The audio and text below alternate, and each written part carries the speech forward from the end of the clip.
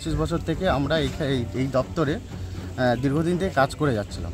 6 তারিখে হঠাৎ এই দপ্তর থেকে আমাদের বলা হয় যে তোমাদের কাজ আর নেই। আমরা এখনো 90 জন ছেলে আছি। লাগাতার এখান থেকে আর উঠবো না, আমরা লাগাতার এখানে আমরা শুয়ে বসে থাকবো সমস্ত পরিবারকে নিয়ে, এবং দরকার পড়লে আমরা অনশনে যেতে পারবো। পুজোর মুখে কাজ হারিয়ে অথই জলে প্রায় শতাধিক শ্রমিক। ছিল না আগাম নোটিশ।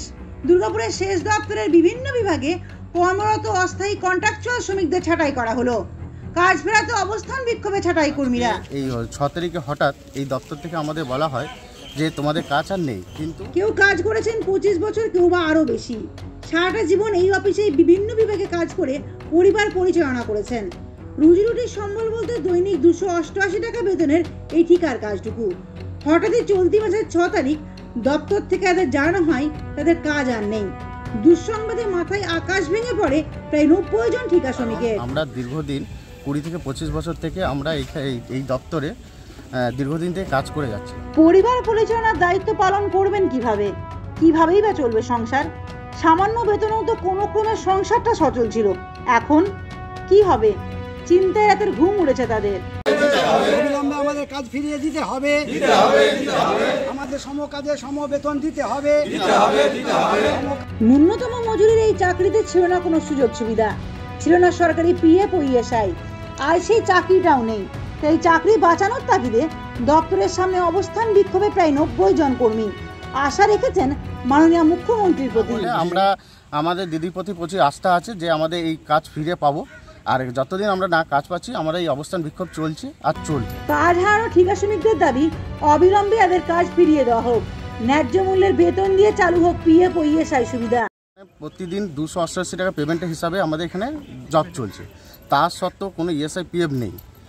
এই অবস্থাতে আমরা তো তাও কোনো মতোভাবে চালাচ্ছিলাম, কিন্তু এই অবস্থাতেও আমাদের এই 2 দিন আগে থেকে আমাদের দপ্তর থেকে বলা হয় কাজ এখানে কোনো কাজ হবে না, কাজ তোমাদের বন্ধ।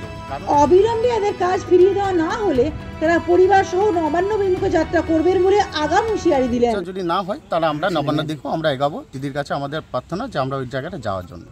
স্থায়ী কাজ না হলেও চলবে, আমাদের ন্যায্য কাজটুকু পেলেই আমরা খুশি। এদিন কর্মহীন এক ঠিকা শ্রমিক পরিবার নিয়ে আগামী দিনে অনশনে বসার হুমকিও দিলেন। আমরা মুখ চেয়ে বসে আছি, হ্যাঁ, যে আমাদের যেন কিছু একটা ব্যবস্থা করে দেয়, স্থায়ী একটা বেতন হোক, সরকারের একটা নিয়মে আমরা যেন আসতে পারি। আমরা বলছি না আমাদেরকে পার্মানেন্ট করে দেয়া, কিন্তু আমরা যেন আমাদের পরিবারগুলোকে যেন চালিয়ে নিয়ে যেতে পারি, এইটুকুই আমরা চাই। এই কাজ আমাদের পুনর্বল না করে আগামী দিন আমরা এই 93টা পরিবারকে নিয়ে আমরা এই অফিসের কাছে লাগাতার এখান থেকে আর উঠবো না, আমরা লাগাতার এখানে আমরা শুয়ে বসে থাকবো সমস্ত পরিবারকে নিয়ে, এবং দরকার পড়লে আমরা অনশনে যেতে বাধ্য। প্রায় কয়েক মাস আগে এই দপ্তর পরিদর্শনে এসেছিলেন সেচমন্ত্রী মানস ভূঁইয়া। সেই সময় তিনি এই ঠিকা শ্রমিকদের মৌখিক আশ্বাস দিয়েছিলেন ভবিষ্যতে এই দপ্তরে তাদের স্থায়ীকরণ করার, কিন্তু স্থায়ী কাজ তো দূরস্থ।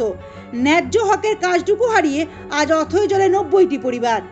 অন্যদিকে শ্রমিক ছাঁটাইয়ের ফলে দপ্তরে ঢোকার প্রবেশদ্বার রইল নিরাপত্তাহীন।